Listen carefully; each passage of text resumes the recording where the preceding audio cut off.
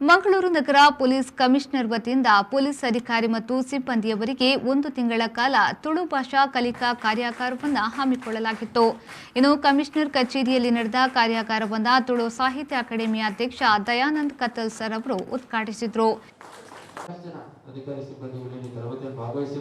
ಈ ವೇಳೆ ಮಾತನಾಡಿದ ಅವರು, ಪ್ರಾದೇಶಿಕ ಭಾಷೆಯನ್ನ ತಿಳಿದುಕೊಂಡರೆ ವೃತ್ತಿ ರಂಗಕ್ಕೆ ಇನ್ನಷ್ಟು ಸಹಕಾರಿಯಾಗಲಿದೆ. ಅಕಾಡೆಮಿಯಿಂದ ಸಾಕಷ್ಟು ಕೆಲಸವಾಗ್ತಾ ಇದೆ ಎಂದು ಹೇಳಿದರು. ಬಂಧುಗಳೇ, ನೆನಪಿಡಿ, ಇಲ್ಲಿ ಕ್ರಿಶ್ಚಿಯನ್ರು ಕೂಡ ತುಳುವರೆ, ಅವರನ್ನ ಪುರ್ಬುಗಳು ಅಂತ ಕರೆಯೋದು, ಅದು ತುಳು ಭಾಷೆಯಲ್ಲಿ, ಅಂದ್ರೆ ಪ್ರಭುಗಳು ಅಂತ ಅರ್ಥ. ಮುಸಲ್ಮಾನರು ಕೂಡ ತುಳುವರೆ, ಅವರನ್ನ ಬ್ಯಾರಿಗಳು ಅಂತ ಕರೆಯೋದು. ಬ್ಯಾರ ಅಂದ್ರೆ ವ್ಯಾಪಾರ ಮಾಡಿದ್ರಿಂದ ಬ್ಯಾರಿಗಳು. ಕೊಂಕಣಿಗರು ಕೂಡ ತುಳುವರೆ, ಅವರನ್ನ ಕಂಬತ್ತಿರು ಅಂತ ಕರೆಯೋದು. ಯಾಕಂತ ಹೇಳಿದ್ರೆ ಅವರಿಗೆ ಈ ನೆಲದಲ್ಲಿ ನಾವು ಅಸ್ತಿತ್ವವನ್ನು ಕೊಟ್ಟಿದ್ದೇವೆ.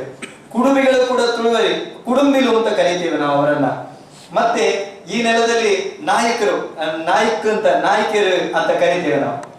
ಇಲ್ಲಿ ಶೇಖರ್ ಪಂಡಿತರಿಂದ ಮುಸಲ್ಮಾನ ದೇವರನ್ನ ಗೌರವಿಸ್ತೇವೆ. ಶೇಖರ್ ಪಂಡಿತರು ಅಂತ ಹೇಳಿದ್ರೆ ಅಲ್ಲಾಹರನ್ನ ಆ ರೀತಿ ನಾವು ಗೌರವಿಸ್ತೇವೆ. ಇಲ್ಲಿ ಪ್ರತಿ ಧರ್ಮದವರು ಈ ನೆಲದಲ್ಲಿ ತುಳುವೇ ಮಾತಾಡೋದು. 2.5 ಕೋಟಿ ಜನಸಂಖ್ಯೆ ತುಳು ಮಾತಾಡುವವರಿದ್ದಾರೆ. ವಿಶ್ವದಾದ್ಯಂತ ತುಳು ಪಸರಿಸಿದೆ.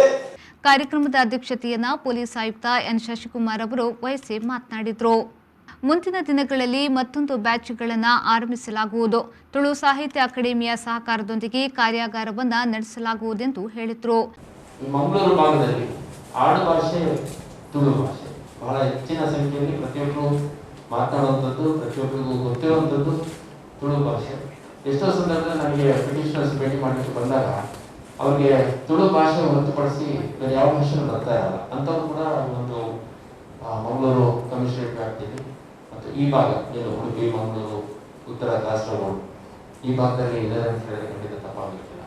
ಪ್ರತಿಯೊಬ್ಬರು ಟ್ರಾಫಿಕ್ ಅಲ್ಲಿ ಓಡಾಡುವಂಥ ಸಂದರ್ಭದಲ್ಲಿ, ಮಾರ್ಕೆಟ್ ನಡೆಯುವಂಥ ಸಂದರ್ಭದಲ್ಲಿ, ಅಪರಾಧಗಳಾದಂಥ ಸಂದರ್ಭದಲ್ಲಿ ನಮ್ಮ ವಿಸಿಟ್ ಮಾಡಿದಾಗ ಅಥವಾ ಬೇರೆ ಬೇರೆ ರೀತಿ ನಾವು ಜನರ ಹತ್ರ ಹೋದಂಥ ಸಂದರ್ಭದಲ್ಲಿ ಇಲ್ಲಿ ಪ್ರತಿಯೊಬ್ಬರಿಗೂ ಗೊತ್ತಿರುವಂಥ ಭಾಷೆ, ಪ್ರತಿಯೊಬ್ಬರು ಪ್ರೀತಿಸುವಂಥ ಭಾಷೆ, ಪ್ರತಿಯೊಬ್ಬರು ಗೌರವಿಸುವಂಥ ಭಾಷೆ. ಬೇರೆ ಎಲ್ಲ ಭಾಷೆಗಳನ್ನು ಗೌರವಿಸಿದ್ರು ಅತಿ ಹೆಚ್ಚಾಗಿ ನಮ್ಮ ತುಳು ಭಾಷೆಯನ್ನು ಪ್ರೀತಿಸುವಂಥ ಜನ ಇಲ್ಲಿರೋದ್ರಿಂದ ಅವರ ನಿರೀಕ್ಷೆ ಇದೆ, ಇಲ್ಲಿ ಬಂದು ಕೆಲಸ ಮಾಡುವಂಥವ್ರು, ಇಲ್ಲಿ ಇದ್ದು ಭವಿಷ್ಯ ಕಂಡುಕೊಳ್ಳುವಂಥವ್ರು ತುಳು ಭಾಷೆಯನ್ನು ಕಲಿಬೇಕು ಅನ್ನೋದು.